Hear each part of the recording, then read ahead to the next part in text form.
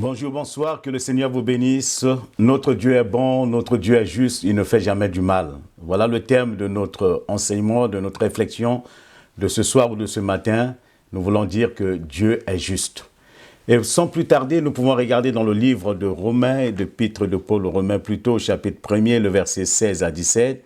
Car je n'ai point honte de l'évangile, c'est une puissance de Dieu pour le salut de quiconque croit, du juif premièrement, puis du grec. Parce qu'en lui est révélée la justice de Dieu par la foi, et pour la foi, selon qu'il est écrit, le juste vivra par la foi. Vous savez, Paul dit, je n'ai plus honte de l'évangile, parce que l'évangile régorge. L'évangile, c'est la puissance même de Dieu, c'est la justice de Dieu.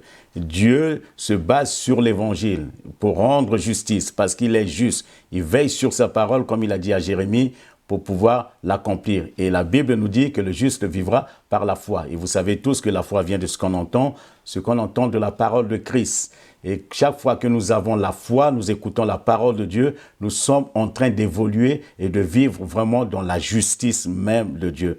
Parce que Dieu, c'est sa parole. Dieu ne peut rien faire en dehors de sa parole. Et nous avons dit que notre Dieu est juste. Il ne fait jamais le mal. C'est pour ça que le même Paul, en parlant aux Romains au chapitre 2, le verset 1 à 4, il dit « Ô homme, qui que tu sois, toi qui juges, tu es donc inexcusable. Car en jugeant les autres, tu te condamnes toi-même, puisque toi qui juges, tu fais les mêmes choses. » C'est pour ça que la Bible déjà nous interdit de pouvoir nous juger. Parce qu'il y a un juste. Dieu est juste. C'est Dieu seul qui est juste. Nous sommes tous des hommes. Il peut nous arriver de brancher, de faire des choses qui ne sont pas très bien, mais c'est pour cette raison que nous devons toujours nous abstenir de prononcer un jugement les uns sur les autres. Nous devons veiller à cela. Et le verset 2 nous dit, nous savons en effet que le jugement de Dieu contre ceux qui commettent de telles choses est selon la vérité. Dieu ne juge pas selon les apparences, nous aurons l'occasion d'en parler, mais Dieu juge selon la vérité. Et le verset 3, et penses-tu aux hommes qui jugent ceux qui commettent de telles choses et qui les fait, tu échapperas au jugement de Dieu. Voyez, il dit que nous jugeons souvent des gens parce qu'ils ont fait telle chose et que nous aussi nous faisons la même chose. Mais ce que nous devons savoir, que Dieu est le seul, juste, au milieu de la création. C'est lui qui est juste. Tout homme est né pécheur. Et la Bible nous dit, nous sommes tous nés dans le péché et nous avons été privés de la présence de Dieu. Nous avons été privés de la grâce, de la faveur que nous devons bénéficier à cause de nos péchés. Cela nous a éloignés. Mais gloire soit rendue à Jésus-Christ notre Seigneur, que par sa présence aujourd'hui, la condamnation qui était sur nos vies a été enlevée, a été ôtée. Et Paul pouvait dire aussi aux Romains, il n'y a plus de condamnation pour ceux qui sont en Jésus-Christ. Le juste vivra par la foi. Bien aimé, le temps est venu de vivre par la foi, de vivre selon Dieu. Et aujourd'hui, nous voulons aborder le premier point en disant tout simplement que Dieu est le seul juge. C'est Dieu le seul juge. C'est pour ça que Paul pouvait interdire aux Romains de juger. Et quand il parle aux Romains, il s'adresse aussi à toi et à moi de ne pas porter des jugements sur des choses que nous ne savons pas parce que nous jugeons selon les apparences, selon certaines choses. Mais le seul qui jugera le monde, le seul qui est juge, c'est Dieu lui-même. Cela m'amène à penser au sacrificateur, le souverain sacrificateur Josué dans Zacharie chapitre 3. La Bible me dit, il me fait voir Josué le souverain sacrificateur debout devant l'ange de l'Éternel et Satan qui se tenait à sa droite pour l'accuser. L'Éternel dit à Satan, que l'Éternel te réprime Satan, que l'Éternel te réprime, lui qui a choisi Jérusalem. N'est-ce pas là un tison arraché du feu? Or Josué était couvert des vêtements sales et il se tenait devant l'ange. L'ange, prenant la parole, dit à ceux qui étaient devant lui, ôtez-lui les vêtements sales. Puis il dit à Josué, vois, je t'enlève ton iniquité et je te réveille des habits de fête. Le verset 5, je dis qu'on mette sur sa tête un turban pur, et ils mirent un turban pur sur sa tête et lui mirent des vêtements. L'ange de l'Éternel était là. Le verset 6, l'ange de l'Éternel fit à Josué cette déclaration, ainsi parle l'Éternel des armées, si tu marches dans mes voies, et si tu observes mes ordres, tu jugeras ma nation et tu garderas mes parvis et je te donnerai libre accès parmi ceux qui sont ici. Écoute donc, Josué, souverain sacrificateur, toi et tes compagnons qui sont assis devant toi, car ce sont des hommes qui serviront des signes. Voici, je veux faire venir mon serviteur le germe, car voici, pour ce qui est de la pierre que j'ai placée devant Josué, il y a 7 yeux sur cette seule pierre. Voici, je graverai moi-même ce qui doit être gravé, dit l'Éternel des armées, et j'enlèverai l'iniquité de ce peuple en un jour. Le verset 10, « En ce jour-là, dit l'Éternel des armées, vous vous inviterez les uns les autres sur la vigne et sous le figuier. » C'est-à-dire, à ce moment-là, il n'y aura plus de jugement, de condamnation les uns contre les autres. Vous savez, là, la Bible nous dit que Josué, le souverain sacrificateur, était devant l'Éternel, mais Satan était là pour le condamner, pour l'accuser. Parce que n'oubliez pas que Satan, c'est toujours l'accusateur de nos frères. Il voulait le juger. Mais ce qui est merveilleux, c'est quoi? Josué était là, non pas par sa volonté, il était là par la volonté de Dieu. J'aimerais te dire que tu n'es pas né par la volonté des hommes, mais par la volonté de Dieu. Et tu es peut-être là où tu es, non pas par ta propre volonté, mais par la volonté de Dieu. Et si nous sommes là où nous sommes, par la volonté de Dieu, bien-aimé, quelles que soient les accusations du diable, Dieu est le seul juste. Et Dieu ne nous condamnera pas. Dieu ne va pas s'aligner sur le diable pour prononcer une malédiction, une condamnation sur nous. Josué était le souverain sacrificateur. Il était là selon le plan de Dieu. Il était là pour le bien de sa nation. Il était là pour parler à Dieu en faveur de sa nation. Il était là pour être le trait d'union entre Dieu et sa nation. Il était là pour être le porte-parole de Dieu auprès de sa nation. Mais la Bible nous dit que cet homme était habillé des vêtements sales. Certainement, le vêtement, il s'agit du cœur. Peut-être que son cœur n'était pas droit, peut-être qu'il y avait beaucoup de choses au-dedans de lui, il y avait peut-être quelque chose qui sautait à l'œil, mais ce qui compte pour Dieu, c'est la vérité. Vous savez, ce qui compte vraiment pour Dieu, c'est la vérité. La vérité, c'est la lumière.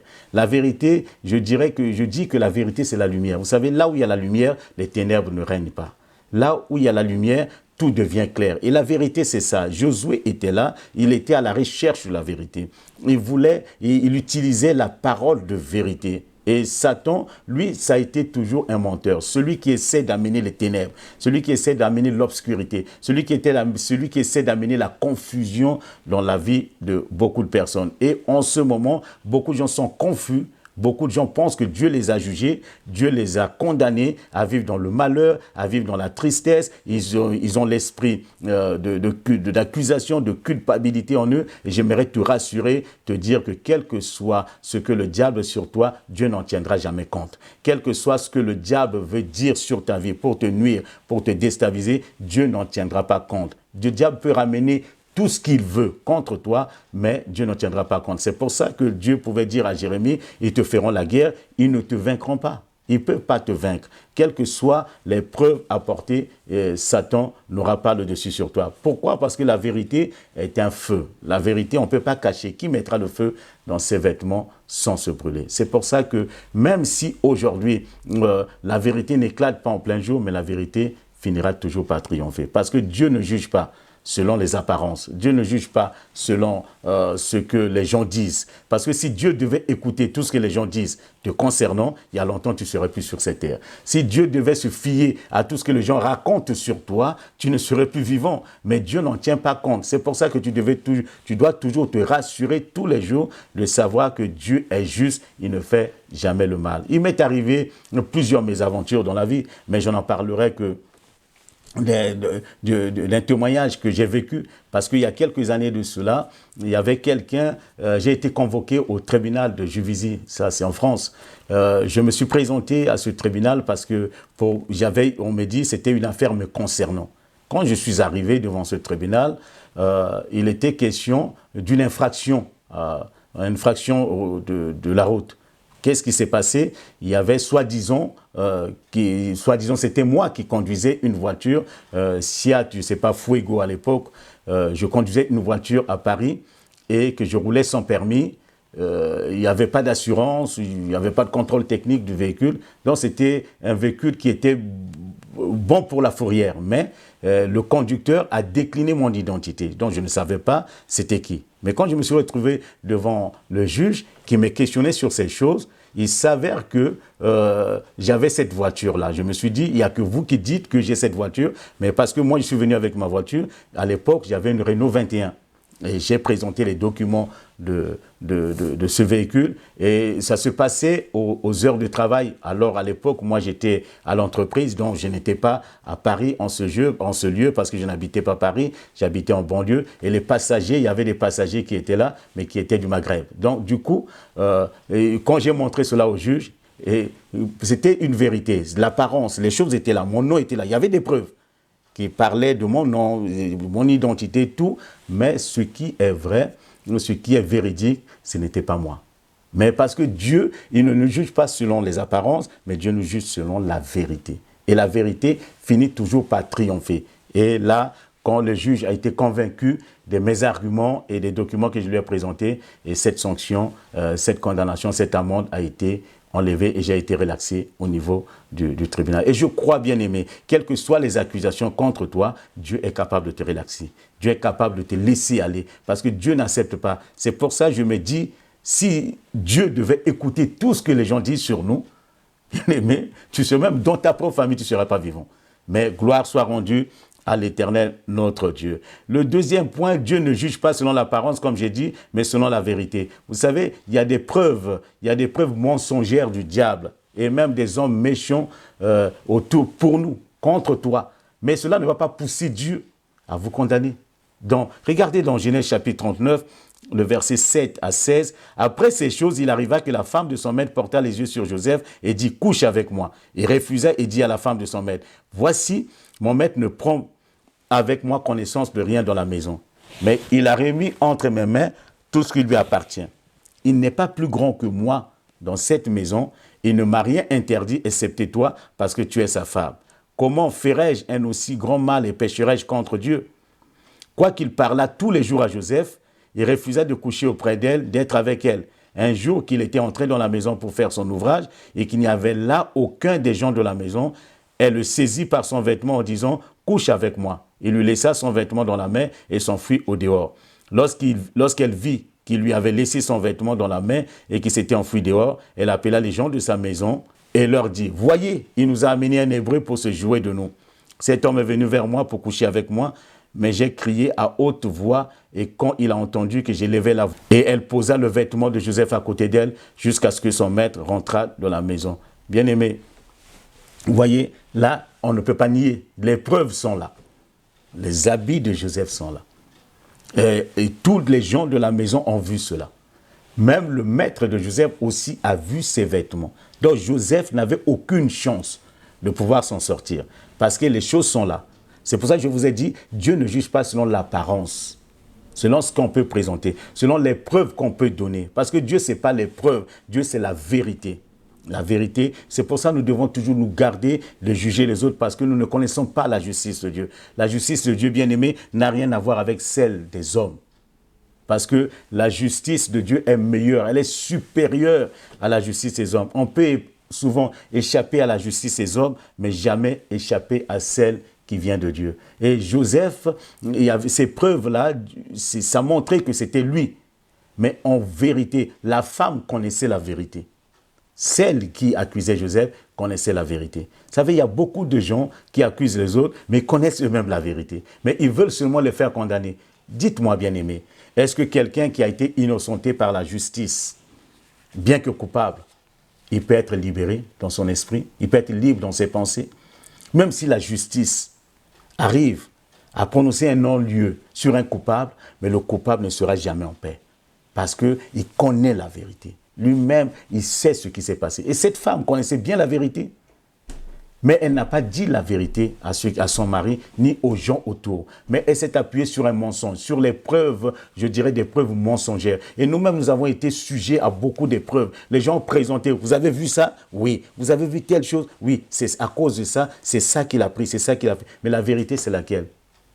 Nous devons d'abord connaître la vérité. C'est pour ça que nous devons bénir Dieu bien-aimé, nous qui sommes des croyants, des enfants de Dieu, et nous qui nous appuyons sur Dieu, nous devons le bénir parce que la maison de Dieu reste toujours une maison de justice. Et c'est pour ça que j'aime l'église, j'aime la maison de Dieu. Chaque fois que tu viens dans la maison de Dieu, tu viens au palais de justice. Tu viens là où Dieu peut rendre justice, où tu peux parler à Dieu de tout ce qui pèse sur toi. La maison de Dieu, je dis, c'est le palais de justice. Je le répète encore, c'est un palais de justice. J'encourage les enfants de Dieu, les chrétiens, à venir dans la présence de Dieu. C'est dans la présence de Dieu qu'Anne a eu un enfant parce qu'elle était tout le temps condamnée par sa rivale. Sa rivale mortifiait son âme à longueur de journée. Mais ce jour-là, elle a décidé d'aller dans la maison de Dieu, de plaider sa cause devant Dieu, de se mettre dans la présence de Dieu et de tout expliquer à Dieu. Dieu connaît la vérité. Seule la vérité vous libère. C'est ce que Jésus nous a dit. Vous connaîtrez la vérité et la vérité vous rendra libre. Anne a été justifiée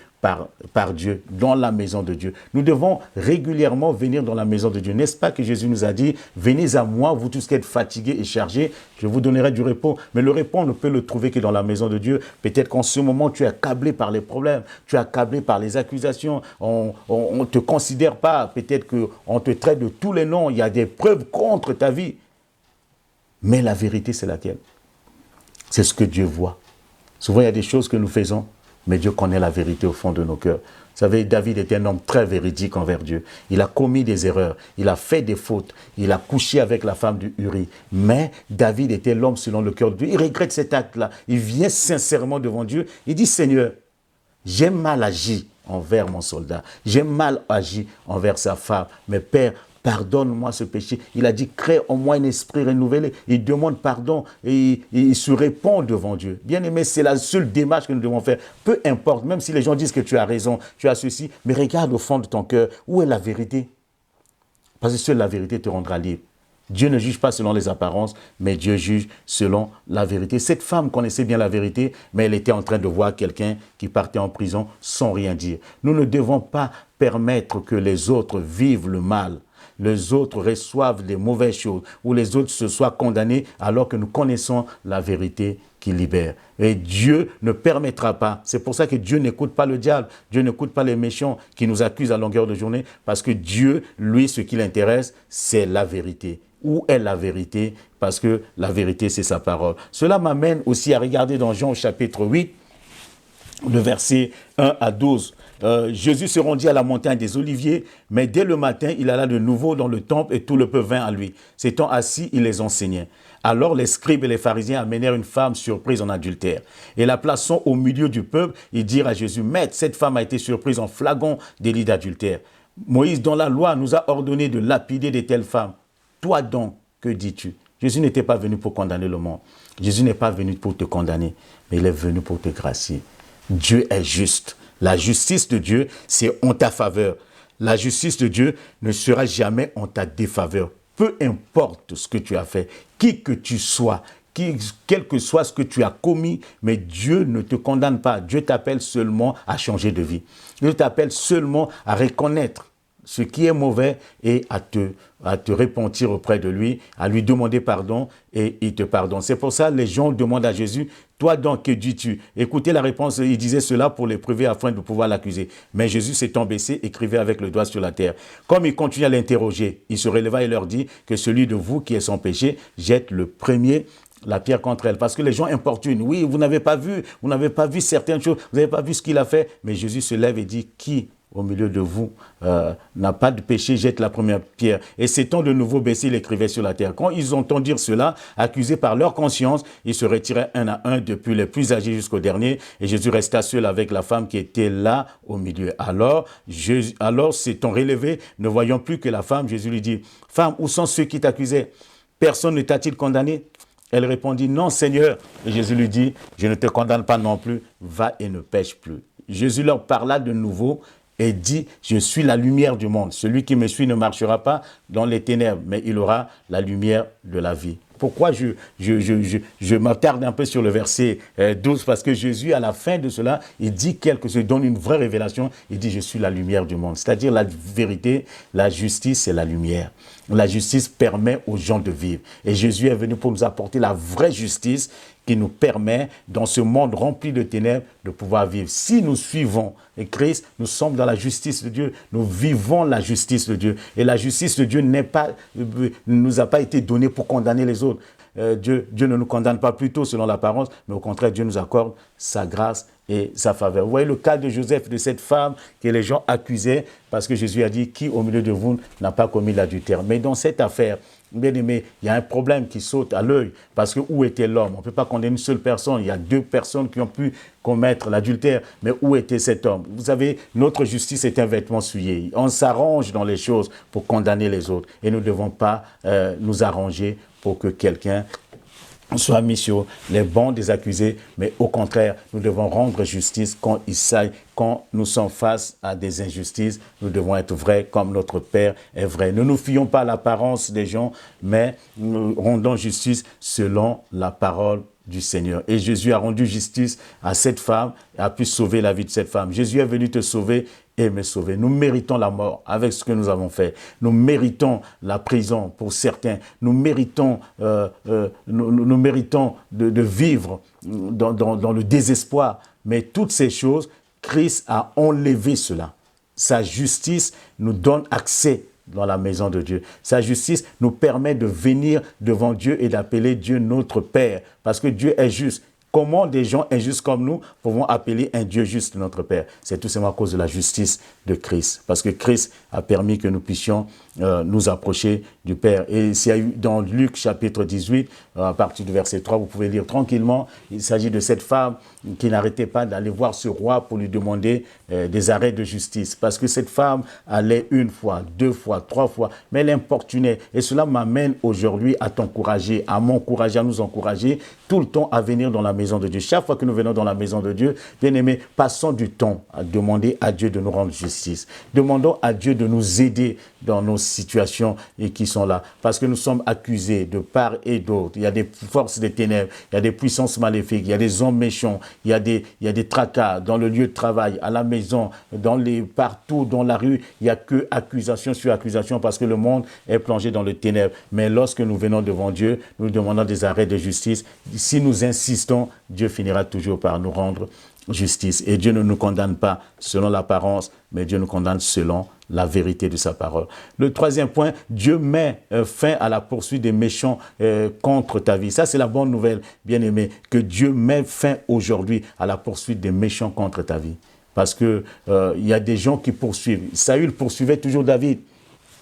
Saül voulait terminer avec David parce qu'il trouvait en David un autre roi qui venait lui faire de l'ombre. Il fallait éliminer David. Et vous allez voir que le roi Saül a connu une fin tragique en poursuivant David. Nous devons faire très attention en poursuivant les autres, surtout ceux qui servent Dieu en esprit et en vérité. Nous devons faire très attention en poursuivant des buts qui ne sont pas de Dieu, parce que nous ne sommes pas sur cette terre pour poursuivre les buts qui ne sont pas de Dieu, mais pour poursuivre les buts de Dieu. Pour poursuivre les buts de Dieu, il nous faut être armés de justice et de vérité pour poursuivre les buts de Dieu. Mais Saül, il a laissé les buts de Dieu, il poursuivait ses buts personnels. Et en poursuivant ses buts personnels, il pensait que David allait lui faire de l'ombre. Et c'est pour ça que dans 2 Samuel 1, le verset 17 à 20, David va composer un cantique funèbre sur Saül et sur Jonathan, le fils de Saül.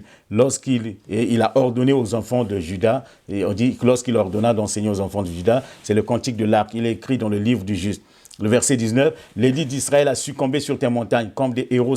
Comment les héros sont-ils tombés? Ne l'annoncez point dans Gath, n'en publiez point la nouvelle dans les rues d'Ascalon, de peur que les filles des Philistins ne se réjouissent, de peur que les filles des incirconcis ne triomphent. Vous regardez un peu, David ne se réjouit pas de la mort de son mentor. Il ne se réjouit pas de la mort de son chef. Il ne se réjouit pas de la mort de son roi, mais il a pleuré devant tout le monde. Et il a interdit à ceux qui étaient là de publier cette triste nouvelle de la mort de Saül. Vous savez, quel honnête homme. Il a refusé cela. Il a refusé de divulguer la mort de Saül. Il dit de peur que les Philistins apprennent cela et qu'ils se réjouissent à notre sujet. Vous savez, ça c'est vraiment important. La justice de Dieu aujourd'hui, nous devons être justes dans tout ce que nous faisons, bien aimés. Nous ne pouvons pas nous réjouir quand un homme de Dieu tombe. Nous ne pouvons pas nous réjouir quand un enfant de Dieu tombe. Nous ne pouvons pas nous réjouir quand quelque chose de scandaleux se passe dans l'église. Nous ne pouvons pas nous réjouir quand les choses ne se passent pas bien, de peur que les inconvertis, de peur que ceux qui sont autour de nous apprennent ces nouvelles-là. Et comment viendront-ils demain au Seigneur si nous publions dehors la mort des héros, si nous publions dehors la faute de nos généraux, si nous publions dehors tout ce qui se passe dans la maison de Dieu. Bien-aimés, quand nous commençons déjà à divulguer ce qui est dans la maison de Dieu, nous sommes en train de jouer le jeu du diable. La justice de Dieu n'y est plus et Dieu ne peut pas nous rendre justice. Et nous risquons même de terminer comme Saül. Telle n'est pas la volonté de Dieu pour nous. Le temps est venu pour que l'Église de Dieu, le peuple de Dieu, nous marchions dans la justice de Dieu, peu importe. Quand quelqu'un tombe, pourquoi se réjouir? Quand quelqu'un glisse et tombe, nous tombons tous, nous pouvons tous tomber. C'est pour ça que la Bible nous dit, prenez garde, vous qui êtes debout, si les autres tombent, mais récupérez-les. La seule armée au monde qui tue les autres, c'est l'Église. La seule armée qui se moque de ces soldats, c'est l'Église. Nous ne devons pas être dans l'Église pour nous moquer de quelqu'un qui tombe. Parce que quand quelqu'un tombe, il n'est pas tombé peut-être de lui-même. Le diable l'a fait tomber. où les sorciers, les méchants l'ont fait tomber. Mais nous devons tout faire pour relever cette personne-là et non pas nous réjouir. Et David ne se réjouit pas de la mort de Saül, il protège son roi, il protège son chef. Et le temps est venu que nous nous protégeons. Les enfants doivent protéger les parents doivent protéger les enfants, le mari doit protéger la femme doit protéger le mari, les chrétiens doivent protéger leur pasteur, parce qu'aujourd'hui c'est devenu la risée du monde. Quand un homme de Dieu tombe, ça fait la une des journaux et c'est les chrétiens qui publient partout. Bien aimés, faisons très attention, Dieu est juste. Dieu est juste. Dieu est vraiment juste. Pharaon aussi était à la poursuite de Moïse et de son peuple. Qu'est-ce qui est arrivé à Pharaon? Parce qu'il poursuivait Israël. On dit toute l'armée de Pharaon a été engloutie dans la mer Rouge. Et jamais l'Égypte s'est relevée de cela. Jusqu'à aujourd'hui, l'Égypte ne s'est jamais relevée après avoir perdu ses meilleurs soldats dans la mer Rouge. Jusqu'à aujourd'hui, l'Égypte qui était la grande puissance ne l'est plus aujourd'hui. Nous ne devons pas perdre notre objectif. Perdre l'objectif de notre vie en accusant les gens et en poursuivant des buts vraiment insensés. Parce que Dieu va dire à Moïse, dans Exode 14, le verset 13 à 14, Moïse répondit au peuple, ne craignez rien, restez en place et regardez la délivrance que l'Éternel va vous accorder en ce jour. Car les Égyptiens que vous voyez aujourd'hui, vous ne les verrez plus jamais. L'Éternel combattra pour vous, mais vous gardez le silence. C'est très dangereux, bien-aimé, de combattre Dieu. On ne peut pas vaincre Dieu. On ne peut pas vaincre Dieu. Nous ne devons pas poursuivre les autres. Si nous sommes derrière les autres, poursuivons les buts qui ne sont pas de Dieu, nous devons laisser tomber parce que Dieu est juste. Peu importe l'injustice dont tu fais face, mais Dieu est juste. Il ne fait jamais le mal. Dieu te rendra justice et Dieu ne permettra pas que tu sois terrassé par tes ennemis. Dieu ne permettra pas que tu puisses succomber. Dieu ne permettra pas, il te rendra justice. Même les preuves contre toi, Dieu n'en tiendra pas compte. Bien-aimé, que le Seigneur, tu puisses t'appuyer sur le Seigneur et déclarer que Dieu est juste, il ne fait jamais le mal. Tu dois t'appuyer sur la justice de Dieu et venir dans la présence de Dieu pour que Dieu te rende justice. Ne te rends pas justice toi-même. Ne te fais pas toi-même justice. Ce serait mal faire. David ne l'a pas fait. Les héros de la foi ne l'ont pas fait. Moïse ne l'a pas fait. Ne te fais pas justice toi-même. Laisse Dieu te justifier. La Bible déclare que qui accusera les élus de Dieu? Seul Dieu les justifie. Il y a une justice de Dieu pour toi. La justice de Dieu est meilleure. Et cette justice arrive, Dieu va relever ta tête. La justice de Dieu est arrivée dans la vie de Joseph. Dieu a relevé Joseph. On l'a établi. Joseph pouvait imaginer qu'un jour, il allait diriger l'Égypte, alors que Dieu lui avait donné une révélation. Vous savez, même pour aller en Égypte, vous savez dans quelles conditions Joseph s'est retrouvé en Égypte? Il a été dans les chaînes pour aller en Égypte. C'est-à-dire qu'il a été forcé à aller en Égypte. Il a été pris de force pour se retrouver dans ce pays. Et souvent, Dieu force les choses. Peut-être que dans des situations un peu difficiles, j'aimerais encourager quelqu'un, peut-être tu passes par des moments difficiles, tu dis, mais où est Dieu dans ça? On est en train de me mener en bateau, on est en train de me traîner dans la boue, on est en train de me salir, on est en train de parler mal de moi. Mais bien aimé, derrière ça, il y a un Dieu qui est juste. Dieu finira toujours par t'élever, Dieu finira toujours par te faire du bien, Dieu finira toujours par te rendre justice devant tout le monde. La vérité, n'oublie pas, est un feu. On ne peut pas le cacher, mais celui qui détient la vérité finira un jour par lâcher la vérité parce que c'est un feu. Et ta vérité arrive. Celui qui te libère, celui qui t'a franchi n'est pas loin. Il est à côté de toi et le temps est venu pour que Dieu te fasse justice. J'aimerais t'encourager par ces quelques mots, par cette exhortation, par cet encouragement. Relève-toi et commence à adorer Dieu en esprit et en vérité. Que le Seigneur vraiment puisse te bénir. J'aimerais que nous fermons tous simplement les yeux et que nous bénissons le Seigneur pour ce temps. Seigneur, merci parce que tu es un Dieu juste, tu ne fais jamais le mal. Quelle que soit l'accusation du diable, tu ne l'accepteras pas contre nous.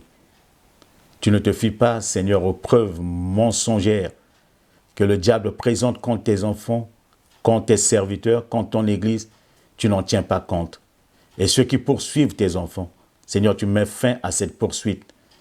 Que ceux qui poursuivent leur vie, poursuivent leurs enfants, tu mets fin à cela comme tu as mis fin à l'armée de Pharaon, l'engloutissant dans la mer Rouge et en libérant ton peuple. Qu'il en soit ainsi pour tes enfants, au nom de Jésus-Christ.